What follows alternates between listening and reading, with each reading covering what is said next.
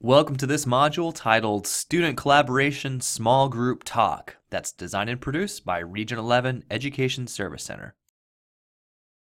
In this course, you'll be able to lead students into a purposeful small group discussion and create a seed question that builds on learning. You'll need your copies of the Fundamental 5 and Focus for this module. This proficiency rubric details how your learning will be assessed. In your 10-minute mini lesson, you'll start with teacher-centered instruction and conclude your instruction with a seed question that requires students to discuss in groups of 3 to 4.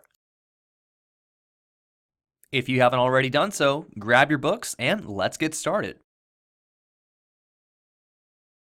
This course differs from the Student Collaboration Paired Discussion module in two ways. The first, of course, is simply the number of students that are working or collaborating together. The second is that it's not intended to mimic the very beginning of class. Instead, this module and lesson lab will represent a transition that occurs after teacher-centered direct instruction. So, what does the research say about frequent opportunities to think, process, and talk about the learning? Well, pause the video now and read pages 72 to 73 of Focus to find out.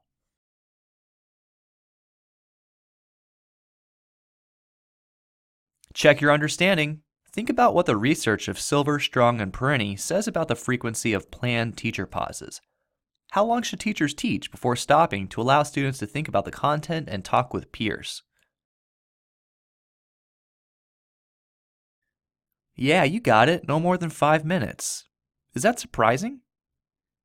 I recently observed a classroom where students took notes and defined rhetorical devices for 50 minutes straight. It was the longest 50 minutes of my life. In a conversation that followed with the teacher, she shared that even she got bored and that she should have split the task up into smaller bits. I couldn't have agreed more. Planning for small group talk breaks the cycle of boredom and creates an opportunity to check students' understanding. Frequent small group purposeful talk is one of the practices in the Fundamental 5 that facilitate quality instruction. Read about small group talk on pages 51 to 60 of the Fundamental 5. Compare this information to Schmoker's Focus. Consider what you'll need to prepare for your upcoming mini lesson. Stop reading at the section titled Instructional Rigor and Relevance.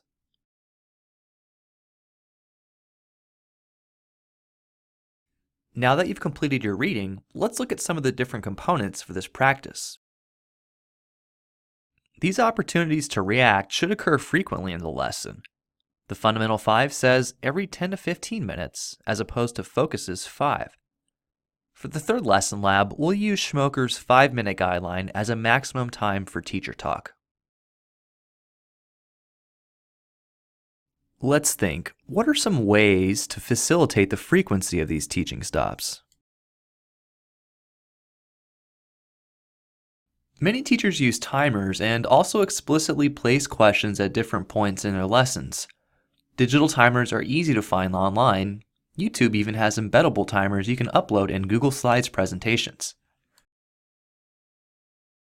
Think about how the layout of your room can support small group talk. Which image here would be better to support student collaboration?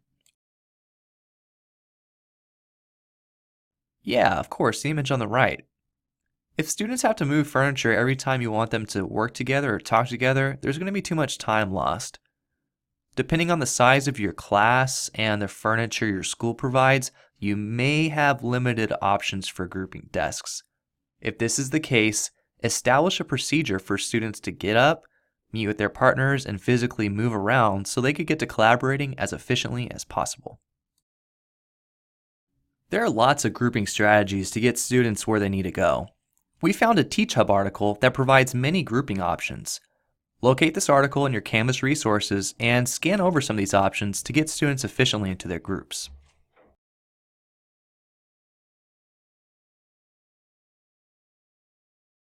One more note about grouping.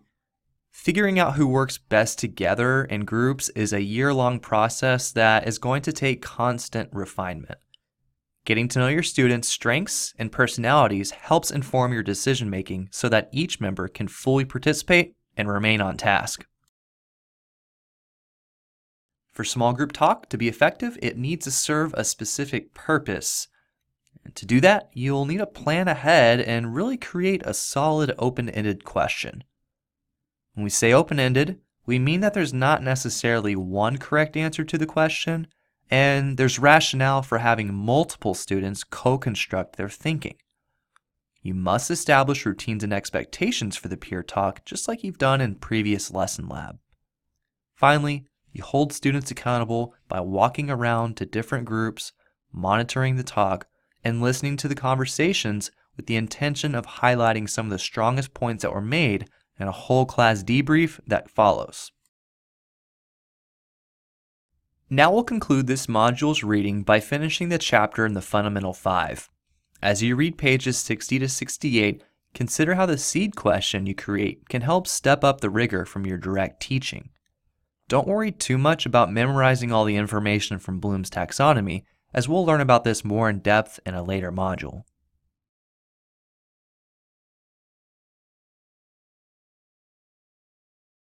Okay, so what are the next steps and how do I accomplish this? Well, the small group talk begins with a high-level seed question. So first, look at your TEKS, consider a daily lesson objective, think about a chunk of learning you'll deliver before the small group talk, and then create a question that prompts students to think or process the learning so that they could take it further. Okay, so I want to give you a really good example for how this could look, and I put it into the context of a third grade science class. I looked over the TEKS. I found one that I think will work nicely. The TEKS is 3.7b. As a reminder, the SE, or the student expectation, is just the 7b part. It says the student is expected to investigate rapid changes in the Earth's surface, such as volcanic eruptions, earthquakes, and landslides. Pretty fun topic. So I take the SE and I try to think, how can I measure this? How can I make it manageable within one class period? This leads me to creating the objective. We will investigate changes in the Earth's surface, and I'll be able to predict how the changes affect living and non-living things. So I think to myself, what will I need to do to set students up to work in groups? My idea is to begin class with a direct teach, resurfacing knowledge from a previous unit about the rock cycle and weatherization, and then I think it'd be fun to pique curiosity into rapid changes by giving them an urgent news-breaking message about needing groups of scientists to investigate drastic changes that are occurring on Earth's crust this very minute. That should be enough on my end to get them working in their groups. I can ask each group to send me a leader, where they'll pick up a before and after shot of an earthquake, a landslide, a volcanic eruption, or a sinkhole. Once the groups have those images, I'll say something like, Hearts, start us off. What are the differences before and after? We can assume in my class I have different playing cards on each desk, either a heart, a diamond, a spade, or a club. This works really great for groups of 4. So the hearts start the conversation off, but the conversation continue to any member just has to begin with the hearts. I'm not going to stop there with that one question because I want to step up the rigor. I'll give them QR codes of videos of the actual events and then lead with the seed question. Spades, lead the conversation. What could have caused the event? Give them some time, then follow with diamonds, set us straight. What's the impact of the event? To make this even more purposeful and hold the group accountable, I'll have them summarize their investigation by making a mini report. I'll say, back to me in 3, 2, 1. Student who has the most pets, get ready to share your group's findings with the class. Your group has 3 minutes to outline your report. Ready, go.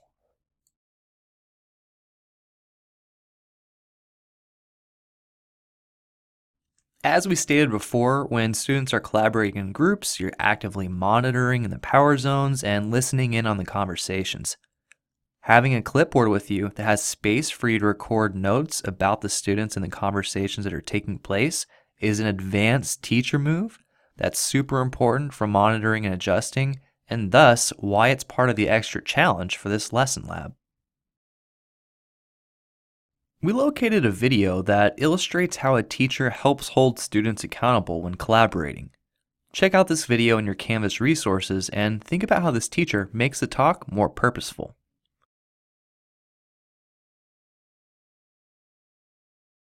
Many teachers define the behaviors and vocabulary they want students to use during the small group talk. They're explicit about what they should see and hear, which helps students take their conversations to the next level.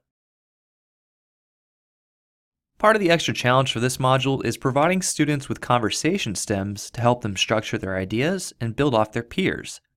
Check out your Canvas resources where we've included some examples of sentence stems. Please note that handing students a list of stems isn't enough. You should choose the specific ones that students should be using and model what they may sound like in a conversation. Some teachers will keep these stems taped on desks or have students glue them into their notebooks. It's also okay just to write the stems on the board as you go. Doesn't take a lot of effort, but often helps ease students into the academic discussion more efficiently. Congratulations, you finished your learning for this module and are ready to prepare for your mini lesson. Let's refer to our proficiency rubric one more time. Again, you'll start off by conducting a brief direct instruction. You should give students enough information so they can have a conversation. You'll end your direct instruction with an open-ended seed question that requires groups of 3 to 4 students to discuss. For that extra challenge, provide students with relevant sentence stems to strengthen academic discourse, and prepare precise, clear directions to transition into the small group talk. Here are a few more tips to get you set up for success. This portion of the lesson lab is really intended to capture the moment just after your direct instruction, which transitions to group talk. So imagine that. To help make the talk purposeful, start with the TEKS, the student expectations, then draft a daily objective to put the activities into context. Again, you won't share the objective, but you may choose to share or be asked about the SE that this learning experience is based off of, so just be ready with that information. Prepare to lead the students with any essential information. You may need to use some images or a short reading, a few slides of notes, or even a short video clip. Then provide them with that seed question. It's a good idea to script the directions like the science example shown earlier in this module. In this lesson lab, you're guaranteed to experience a need to refocus or redirect students' attention. You still need to give students the opportunity to shine and work together, but just be ready to adjust when needed to lead students back on track. One more tip. If there's time after the small group talk, try incorporating a short writing task. This is completely optional, but it can be very powerful for students to write down a short response based on their discussion. So consider having students do a brief reflection in writing where they could put together the extra insight that they learned. Thanks for watching this video titled Student Collaboration Small Group Talk. As a classroom teacher, you're given seeds that aren't quite ready for what they can become. But under your right conditions, small group talk gives students the opportunities to benefit from their environment and flourish into something special. This video referenced pages from the Fundamental 5 and Focus. Images were downloaded from 123RF, Pixabay, and Unsplash.